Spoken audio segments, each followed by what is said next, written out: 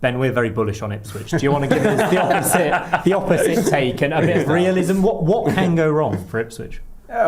Ipswich haven't won many games since November, December time. The year one parachute churn, everybody has it when they come down, don't they? You mentioned Mutasiwa coming in, big signings have to develop. Could do with another striker. Obviously, Liam Delap was probably the best signing by any promoted club last season, but where we are with the chasm at the moment is to even get them, you have to put the release clause in, and then you don't get paid on the back end. So they've just got to get off to a good start, and I suppose the only thing is certain clubs, maybe with more momentum, who might have scored 111 points last season, could in the same way Ipswich did the last time, winning those, 11 in the first 12 games or something, stealing a march.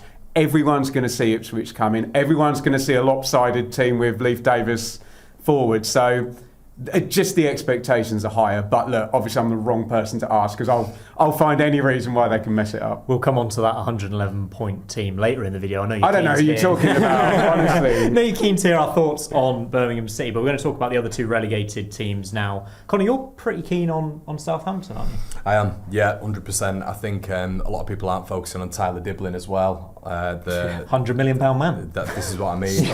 You can just see him coming down to the Championship and blowing sides away. I think he's. You think he's going to be there at the start of September? Essentially, I'm not. You're not hearing a lot about him moving at this moment in time. There's no real credible links right now. I don't think he needs to be either with the rest of that squad. But he's so good. And Ben just questioning that as well. There's Matthias Fernandes. We were just talking about it off air with Dave as well. If he's in the Championship.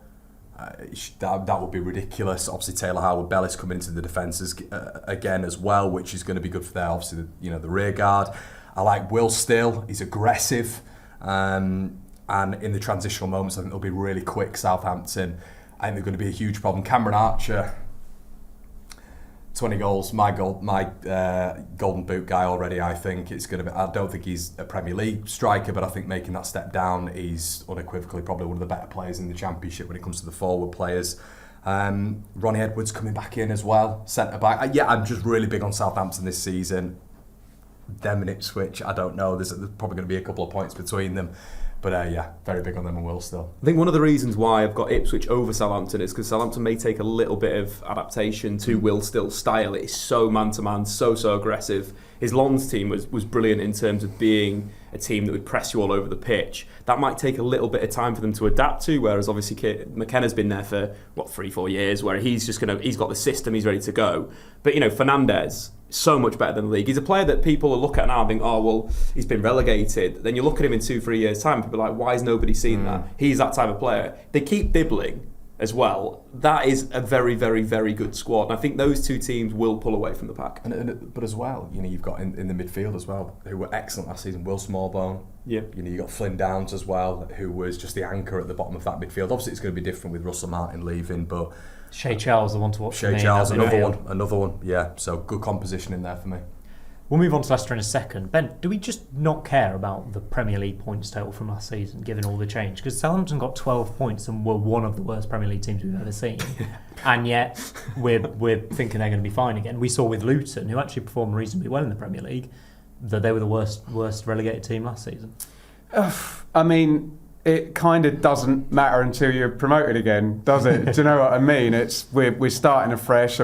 I've used the chasm, if anyone's playing my drinking game here. We used the word chasm once already, in this show. And we go back down and you go from being a relative pauper and not being able to compete and being 20 points off it to being expected to win. I think the fascinating thing we've got that Will Still kind of exemplifies is a lot of the fancy teams with big potential have kind of got unproven managers at Championship level.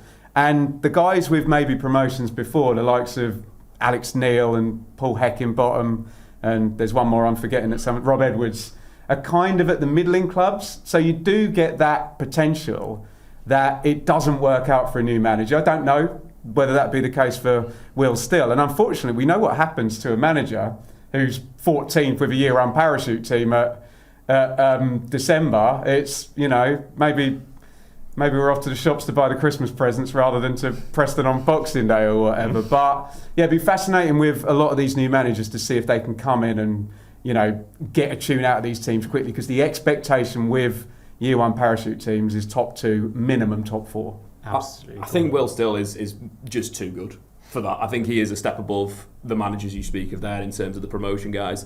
But just looking at the numbers, ran some numbers on the last 5 seasons for the relegated teams in the Premier League. We had 6 teams that went up automatically from promotion. 4 of the last 5 championship winners were newly relegated sides. 5 teams played in the playoffs. Luton were the first team since Sunderland to suffer back-to-back relegations, Premier League and the Championship. Only 4 teams have done that in the history. Average points for teams that get relegated, 77. Average place 5th. So there is a little bit of depth and quality here. I think that 4 out of the 5 championship winners being a relegated side, it means that it's going to be one of Ipswich, Southampton or Leicester. The golfing wage spend is massive, and that is a big thing in football. Correlates very well with league position. I think there is a minimum floor which was blown out the door by Luton last Yeah. season. Yeah. We think they can only be so bad, and Luton just blew all that out the water.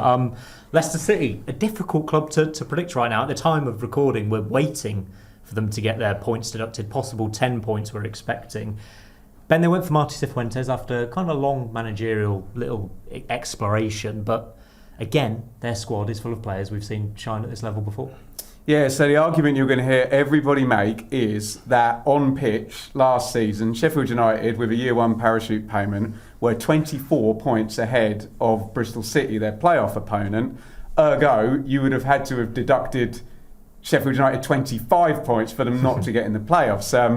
So I'm sure all the Leicester City fans would probably shake your hands on there being no transfer spend limit, no soft embargo, no wage limit, no business plan, just a points deduction. If you gave Marty Cifuentes 6 points now, I think he'd go, okay, fine, you know, we can work with this.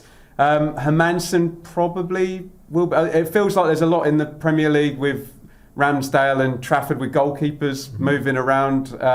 West Ham were big on him as well, weren't they? Right, yeah, and they always go to the EFL, don't they, for signings. El Canouse will probably need to be sold. I mean, the information I've got is they're probably going to breach again, depending on, unless... But remember, you don't get... Essentially, if they're deducted, you don't get punished again for the 2 years you've already been deducted for. So there might be something come if they hand their accounts in on time. Do you know what sounds really good there is obviously we started the show talking about the sad situation at Sheffield Wednesday, but it still seems like there is no real regulation of what's going on in the If EFL. they break the rules enough, eventually they forget about some of the rules. you break. Okay, just keep going, keep breaking those rules. Well, you hold up the number of fingers for the teams that are going to make a profit this season in the Championship, and it'll look probably like that, won't it? But yeah, in theory, if they can mitigate the sense of chaos in the summer, we think Cifuentes is a bit streaky last year, wasn't he? I mean, there's the great escape with QPR in the first season, and a bit up and down last year. But we all thought it was him and Danny Roll. And let's be quite frank about this. I think Danny Roll would probably be the Leicester City manager now if it weren't for Mr. Chansiri and that escape clause. And maybe if Leicester had waited a little bit longer. But look, it's a week until the season starts now. So depending, as you say, on what the EFL have got up their sleeves, you'd still expect Leicester to be in the top 6 unless they get the business plan and the fee embargo and they can't go and sign Harry Winks on X amount per week, etc.